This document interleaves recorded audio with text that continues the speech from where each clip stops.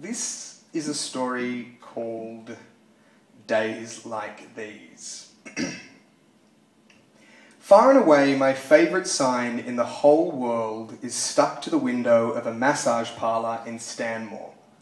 It's printed with one letter to an A4 page, 11 pages in all, including one for a space, and it pronounces its message in no uncertain terms to anyone entering the massage parlour, or indeed walking down the street.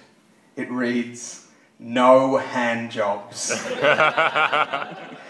And what I like most about this sign are the implicit events which must have precipitated its printing. I like to imagine a harried manager slumped over an old copy of Microsoft Word surrounded by a circle of irate masseuses. "No," interjects the ringleader who called this emergency meeting. "Make it bigger. Make it literally as large as your printer will allow." Because I suppose the problem here is that it's very difficult to imply the absence of something with any degree of subtlety.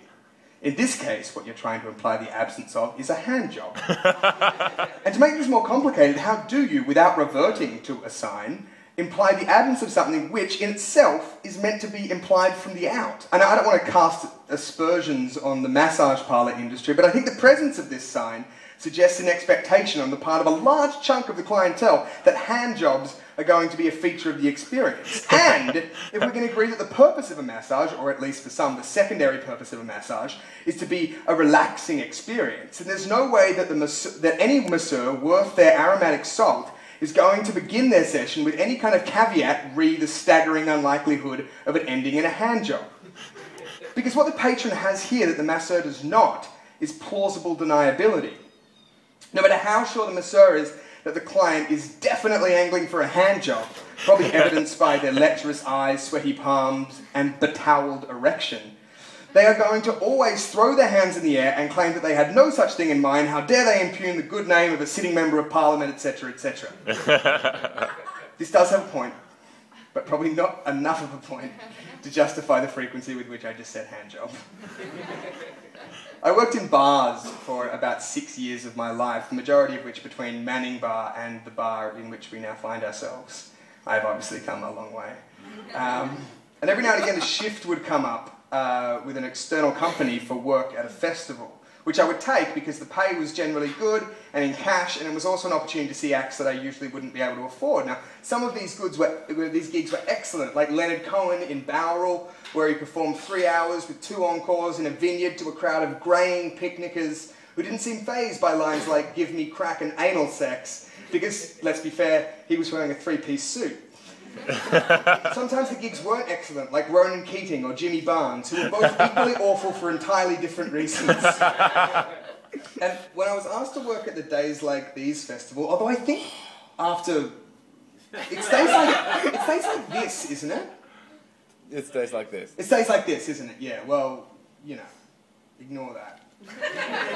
We'll just cut it out in the podcast. When I was asked to work at the Days Like This festival, which was headlined by Morcheeba and Public Enemy, I agreed mainly out of a burning curiosity to see the middle bit of that Venn diagram, the fan bases of those two bands. The answer, by the way, is vegan gangsters and aggressive hippies. When I arrived, I actually asked Michael Hing for a joke for that bit. I was like, what can I... And he just said, black people. So he's the racist. When I arrived at Fox Studios, the bar's manager, Robert, was so busy that he didn't mind that my name wasn't even on the roster, and he put me to work stocking ice tubs with the special festival editions of various drinks. Now here's an industry secret for you. The festival editions of drinks are special only in the regard that they have a lower alcohol content and you pay more for them. But at some point early on I made a stupid mistake which Robert sternly corrected. Then, 10 minutes later, I made it again. Now, what the mistake wasn't important, and it's actually quite boring, so I'm not going to tell you what it is. Although, now that I've alluded to it without explanation, I'm worried you're going to think it's something really juicy, which it wasn't, so I'll just say that I mixed up Smirnoff Red and Smirnoff Black, and I'll leave it at that. After the second time, though, Robert wasn't stern. His whole demeanour toward me just shifted dramatically, and the most succinct way to explain this change is to say that he went from calling me mate to calling me matey. Small change, big difference. Soon enough, Robert took me off the front of the bar and moved me out back to the massive ice trailer full of booze. My job was to carry cases from the trailer to the bar as the stock depleted.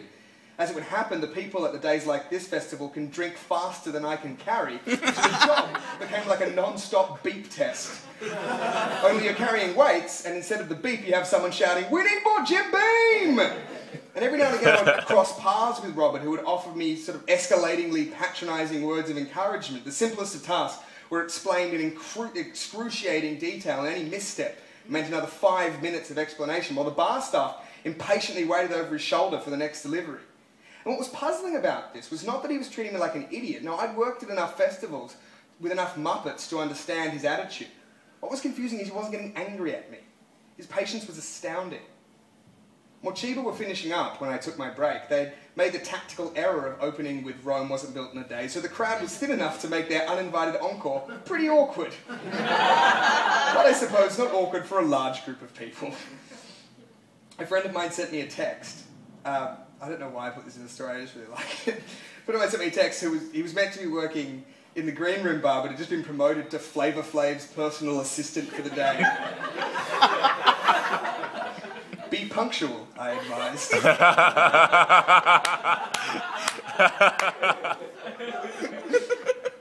It was as Mochiba were leaving the stage to a polite smattering of applause that I met Lewis. Lewis was a ring-in like me and had spent the first half of the shift on the bar. He was friendly enough when we got to talking.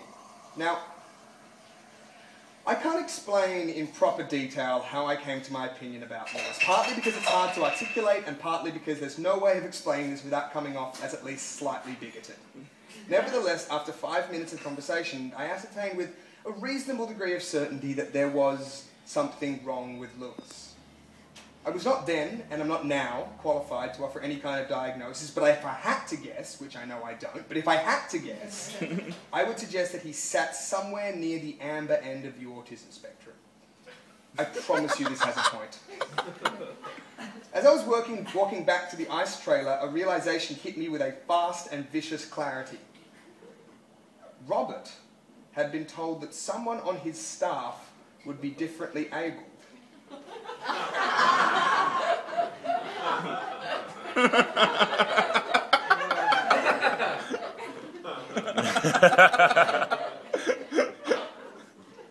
So I quickly realized a couple more things.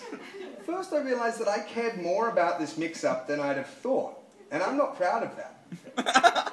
Secondly, I realized that when you're working a menial, labour-intensive job and someone thinks you have a learning disability, it is very hard to prove otherwise without being explicit about it.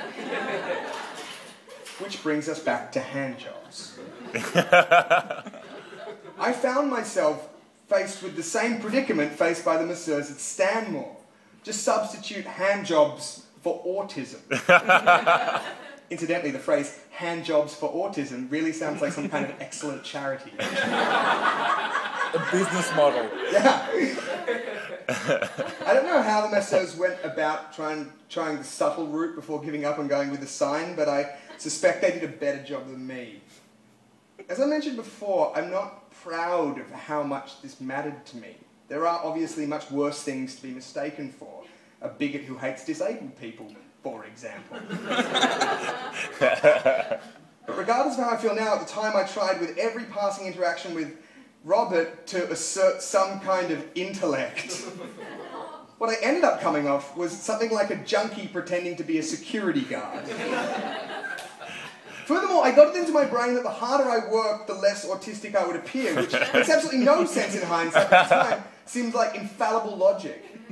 So I worked myself into the ground for the rest of the shift, all the while trying to work in references to metamorphosis or of mice and men, which, given that it's about a hard-working labourer with a learning disability, was probably not the best choice.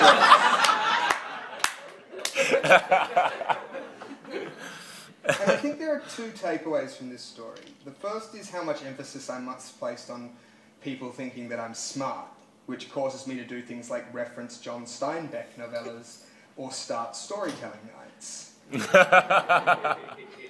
This is something that you will no doubt be indifferent to hear I am working on. The second is this. There's really nothing unfair about this story, especially when you consider that I was mistaken for someone with a learning disability even though a person with a learning disability was there. Lewis was obviously better at appearing normal than me, and in something that approaches irony, he did this by not freaking out that people didn't think he was normal. There's a postscript to this story. 2 days after the shift, while lying on my back in my room trying to recover, my phone rang. It was the person who'd arranged for me to work at the festival I hadn't seen for that entire shift. She was furious that I hadn't turned up to work that day. As it happens, there's a really good reason why I wasn't on Robert's roster. I wasn't meant to work on that bar. I was meant to work on a completely different bar on the other side of the festival for a completely different company. I wasn't meant to be there. And to stretch this metaphor to breaking point, I was a masseuse who just barged into someone's house uninvited and began fretting that they wanted a hand. Thank you.